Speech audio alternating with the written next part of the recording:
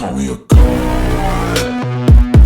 Hey everyone, welcome back to the channel. आज हम करने वाले हैं एक स्पेशल वीडियो जहां हम ये देखने वाले हैं कि अगर आप खुद से एक स्टॉक को में इन्वेस्ट करते हो, एक लमसम अमाउंट, अगर जैसे 10 से 12 साल पहले, या फिर आप एक म्यूचुअल फंड में इन्वेस्ट करते हो, तो कौन सा आपको ज़्यादा फ़ायदा देता है।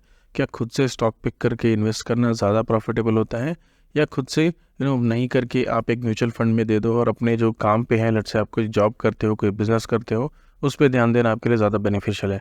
आइए देखते हैं आज की कुछ एग्जांपल्स में। तो सबसे पहले हम देखेंगे गुड सिनेरियोज़ की, ऐसे सिनेरियोज़ जहाँ पे आपको स्टॉक में डायरेक्ट इन्वेस्टमेंट करने में बहुत फ़ायदा होता है। तो हम लेंगे example let's say Bajaj finance का। तो अगर हम बजाज फाइनेंस का एग्जांपल लेंगे तो यहाँ पे अगर आप देखो तो बजाज फाइनेंस में लेट्स से आपने 10 साल 12 साल पहले इन्वेस्ट किया, लेट्स से आपने 2011 के आसपास इन्वेस्ट किया, तो 2011 पे Bajaj finance was somewhere around 64-65 के आसपास, 64 टू 70 के आसपास ये होवर कर रहा था। तो यहाँ पे लेट्स से किसी भी पॉइंट पे आपने इन्वेस्ट किया था 65 रुपीज़ पे, तो यहाँ पे करंट प्राइस अराउंड 7300 है। तो आपने मोर देन 112 टाइम्स का रिटर्न जनरेट कर लिया होता अगर आपने 1 लाख रुपए 2011 में बजाज फाइनेंस में डाले होते। तो अब वो ऑलमोस्ट 1.12 करोड़ हो चुके थे अभी के। मुझे लगता है बजाज फाइनेंस इस प्राइस पॉइंट पे ऑलरेडी 2021 दिसंबर के आसपास तक ये पहुंच गया था। तो ये बहुत ही अमेजिंग रिटर्न है अगर आप देखो तो। इस तरह के रिटर्न्स की वजह से हम थोड़ा स्टॉक मार्केट की तरफ ज़्यादा खिंचे चले आते हैं। हमें लगता है कि स्टॉक मार्केट में इस तरह के गेंस हर स्टॉक में होता है। तो आज वही बात करने वाले हैं कि हर स्टॉक में इस तरह के गेंस नहीं होते हैं। ये आप देखोगे तो stocks which are lucky stocks, good stocks, जो भी आप बोलो, जो आप पिक करते हो, जब अपने पैसे इन्वेस्ट करते हो, तो अगर आपकी इन्वेस्टमेंट पे इस स्टॉक में आपने इन्वेस्ट किया तो लिस्ट में ये है, आपके इन्वेस्टमेंट लिस्ट में अगर बजाज फाइनेंस है, आपने उसमें अगर कुछ इन्वेस्ट किया होता और वो 112 गुना हो गया होता, तब ये बहुत अच्छा इन्वेस्टमेंट होता।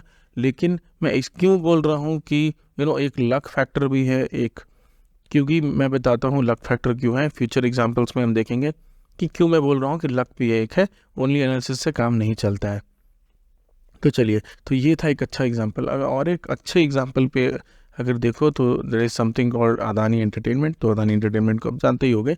तो यहाँ पे अगर मैं 2011 it is somewhere around here, यहाँ पे इन्वेस्ट करता तो आज के करंट प्राइस में मुझे 47 टाइम्स का रिटर्न मिलता, 4738% का, which is absolutely amazing percent. यहाँ पे 43 टाइम्स का रिटर्न के जनरेट कर पाना बहुत ही डिफ़िकल्ट है। अगर आप एक वर्किंग प्रोफेशनल हो, आपने 1 लाख रुपए डाल दिए होते तो आज 43 लाख मिलते बिना कुछ किए, just because you pick the right stock. ये एनालिसिस आपने करके अगर डाल दी होती, थोड़ी सी मेहनत आपको उसी टाइम करनी है और उसके बाद 10-12 साल तक आप इसको ग्रो होने दे सकते थे। यहाँ पे 4700 का आपको प्रॉफिट होता। तो ये है एक अच्छा सिनेरियो। अब बात करेंगे दूसरे सिनेरियोज़ की। अब देखते हैं ICICI bank. ICICI bank is, as you know, is one of the biggest bank in India.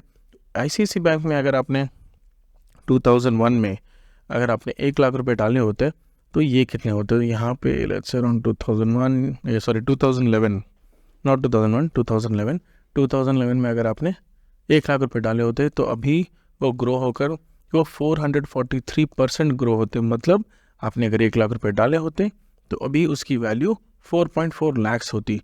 अब आपको ये एग्जाम्पल और ये जो ग्रोथ है वो बहुत बुरा लग रहा होगा, क्योंकि हमने देखा किस तरह से बजाज फाइनेंस ग्रो किया, हमने देखा किस तरह से अदानी एंटरटेनमेंट ग्रो किया। अब 400% बहुत ही बुरा लग रहा है। हमें लग रहा है यार ये तो बुरा स्टॉक है, क्योंकि हम उन्हीं स्टॉक्स को देखते हैं और उन्हीं स्टॉक्स को एनालाइज करते हैं जिसमें एक माइंड ब्लोइंग रिटर्न्स मिलती हैं, एक लाइफ चेंजिंग मनी जो बना के देगा। हम उसी के एग्जांपल्स देखते हैं और वो ग्रीड में हम पैसा लगाने लगते हैं, जो काम के पैसे वो भी लगाने लगते हैं। And let me remind you, जो हमने एग्जांपल्स अभी यहाँ देख रहे हैं कि आप 10 से 12 साल तक एक मनी को इन्वेस्ट करके छोड़ रहे हो, ये आज के टाइम पे बहुत डिफ़िकल्ट होता है। क्योंकि होता क्या है, लोग, लेट्स से हम बजाज फाइनेंस के एग्जांपल फिर से लेते हैं। तो यहाँ पे अगर आप देखो तो लेट्स से आपने यहाँ पे इन्वेस्ट की थी समवेयर अराउंड 2011 पे, यहाँ पे आपने 64-65 के आसपास इन्वेस्ट की थी। तो यहाँ पे होता क्या है, यहाँ पे जब ये थोड़ा सा ग्रो होगा, लेट्स से अगर ये 600 के आसपास चला जाता तो आपका पैसा 10 गुना हो गया।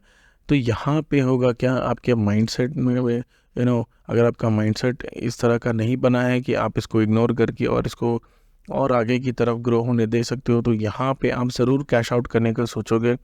आपके लाइफ में अगर आप एक बहुत ही वेल्थी फैमिली से नहीं हो, तो एक मिडिल क्लास फैमिली हो तो मिडिल क्लास फैमिली में बहुत सारी अप एंड डाउन्स आती है फाइनेंशियली।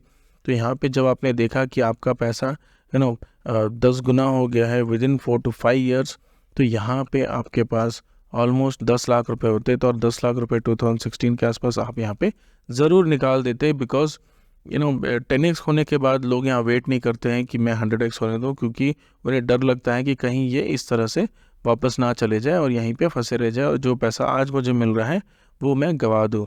क्योंकि बहुत लोग अपने आप को एक्सपर्ट समझते हैं और वो हर अप एंड डाउन को एनालाइज करते हैं। आई टेल यू, मैं बार बार ऐसा क्यों बोल रहा हूँ। तो ये मेंटालिटी सब में नहीं होती है, but we are only tracking the happy scenario. हम ऐसा नहीं कर रहे हैं कि बीच में आपको कोई भी ज़रूरत है तो invest only the money which you can afford to loose.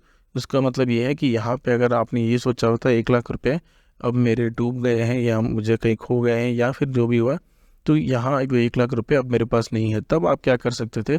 तब आप डिपेंडेंट नहीं होते इस 1 लाख पे और यहाँ बार बार आप 1 लाख को चेक नहीं करते रहते कि वो कितना बड़ा है। तो लेट्स से आपने इस स्टॉक में इन्वेस्ट करके कुछ और सिनेरियोज देखते हैं। फॉर एग्जांपल हम देखते हैं सिनेरियो लाइक अमृतांजन। अमृतांजन में देखो तो 2011 में Amrutanjan was somewhere around 79 rupees. 79 rupees से ये ग्रो हुआ 900 रुपीज़ तक। इसके टॉप में फ़िलहाल ये 790 पे है, तो 10 टाइम्स ग्रोथ भी अच्छा है, कोई ख़राब नहीं है। अगर आप देखो तो बाकी सब म्यूचुअल फंड और बाकी सब रिटर्न से it is very good. And यहाँ पे और एक सिनेरियो में देखना चाहूँगा HDFC का भी। आइए देखते हैं HDFC बैंक का। HDFC बैंक किस तरह से ग्रो किया है। अगर 2011 की बात करें तो HDFC bank was somewhere around 235 rupees और आज ये 1500 में है। तो यहाँ पे हमें 500 से 600 के 580% के आसपास हमें ग्रोथ हुआ है। तो ये ग्रोथ अगर आप देखो तो अब क्योंकि मैंने जो वीडियो स्टार्ट की थी मैंने बजाज फाइनेंस के एग्जाम्पल लिया, तो अब ये सारे ग्रोथ आपको बहुत छोटे लग रहे होंगे, but trust me these are very amazing growth. अगर आपको देखो इस तरह के प्रॉफिट बहुत लोग वेट करते हैं, इस तरह की प्रॉफिट लाइफ चेंजिंग प्रॉफिट्स है ये। आपको अगर आप ओनली उन शेयर्स को देखो, लाइक अगर आप और एक एग्जांपल देखो तो मेज़ागॉन डॉगशिप है। मेज़ागॉन डॉगशिप में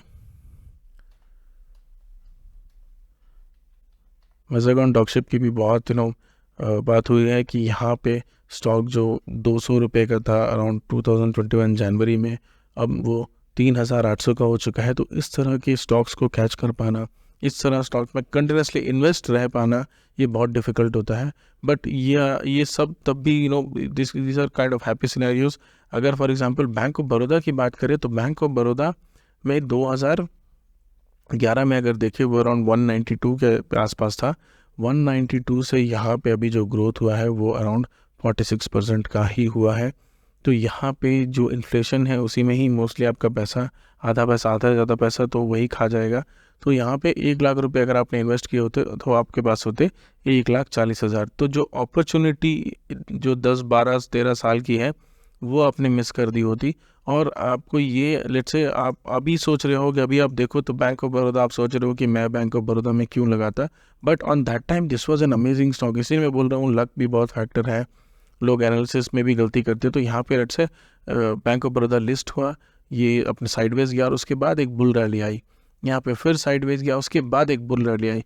यहाँ पे अगर ये सारा ये जो डेटा है यहाँ पे ये अगर मैं हटा दूँ तो आपकी एक्सपेक्टेशन यही होगी कि यहाँ पे फिर से एक रैली आएगी, यहाँ पे एक साइडवेज जाएगा और उसके बाद फिर से एक रैली आएगी और यहाँ पे 700-800 तक ये स्टॉक चला जाएगा। तो लेट्स से आपकी जो एक्सपेक्टेशंस होगी कि यहाँ 10-12 रुपए में स्टॉक शुरू हुआ था और कुछ साल में ये लेट्स से फॉर एग्जांपल अक्टूबर 2000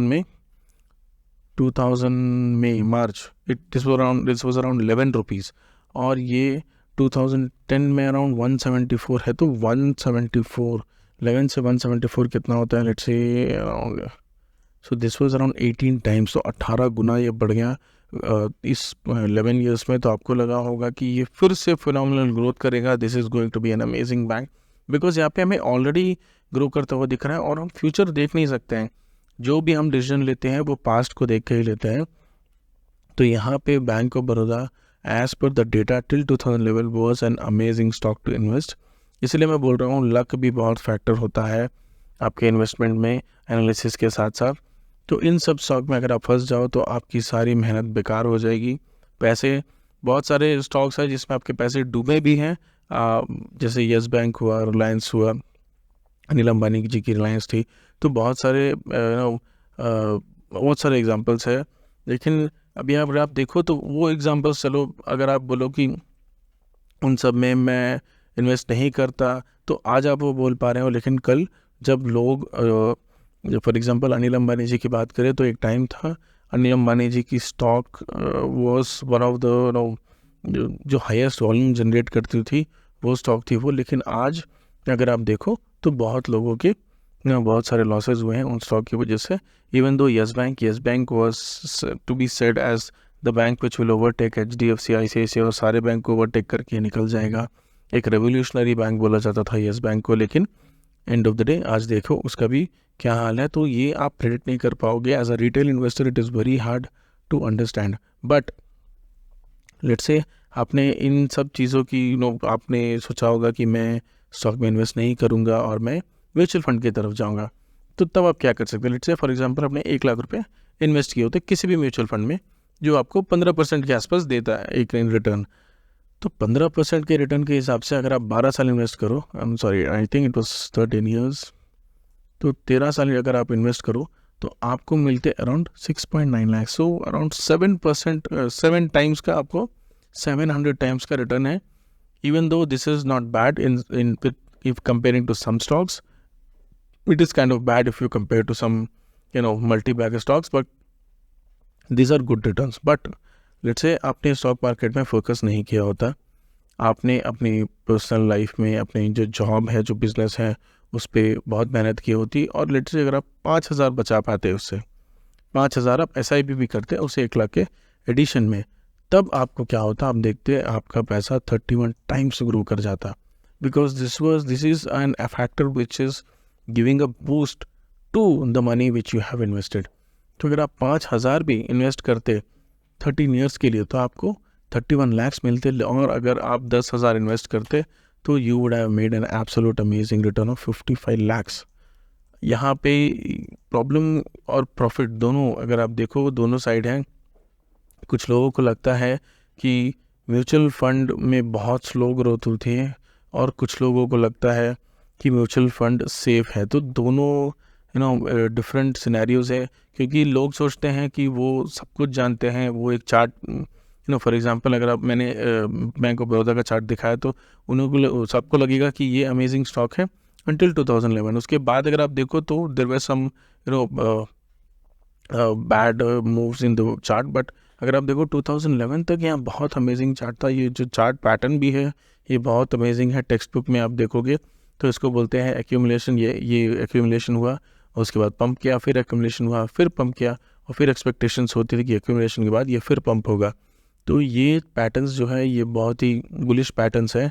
तो लोग ये सोचते हैं कि हमें स्टॉक पढ़ना आता है, अगर मुझे चार्ट पढ़ना आता है तो मैं म्यूचुअल फंड्स को बीट कर दूंगा, मैं इंडेक्स को बीट कर दूंगा, और वगैरह वगैरह अपने दिमाग में सब कुछ चला लेते हैं। और वो क्या करते हैं, वो सपने देखने लगते हैं कि 5 से 10 साल में तो मुझे ये मिल जाएगा और मैं गाड़ी ले लूँगा, मैं ये कर लूँगा, मैं और 1 लाख रुपए डाल देता हूँ स्टॉक में। कोई एक स्टॉक में वो इन्वेस्ट करते हैं 100 रुपये में, वो आ जाता है 80 रुपये, वो फिर 1 लाख रुपए डाल देते हैं। धीरे धीरे करके अपनी सेविंग वो इन्वेस्ट करते चलते हैं। एक टाइम आता है जब वो अपनी जॉब पे भी ध्यान नहीं देते हैं, वो अपने बिजनेस पे भी ध्यान नहीं देते हैं, और ढंग से स्टॉक मार्केट में भी ध्यान नहीं दे पाते, और जो स्टॉक में उन्होंने इन्वेस्ट किया होता है वो भी डूब जाता है। तो ट्राई करें कि आपके आपका जो अगर आप जॉब करते हैं या फिर अगर आप बिजनेस करते हैं तो ट्राई करें उसमें एक्सेलेंस कैसे पाया जाए।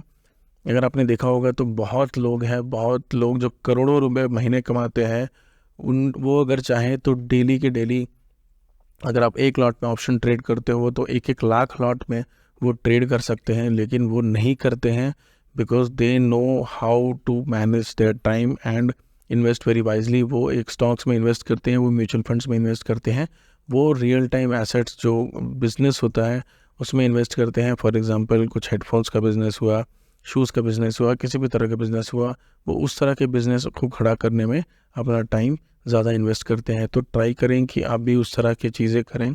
स्टॉक मार्केट में जंगल में वहाँ फंसे रहें, क्योंकि आई अंडरस्टैंड कि मैं भी वही करता हूँ, मैं भी स्टॉक मार्केट में हूँ, लेकिन इसका मतलब ये नहीं कि you ignore the other things. सब चीज़ ज़्यादा इंपॉर्टेंट है। एक हमेशा बैकअप लेके चले, एक हमेशा सेफ साइड खेलें, कभी भी रिस्की साइड मत खेलें। अगर आप स्विंग ट्रेडिंग करते हैं तो स्विंग ट्रेडिंग करें, लेकिन ऑप्शन ट्रेडिंग अगर आप करते हैं तो you should not do it, because 99% लोग पैसा नहीं कमाते हैं।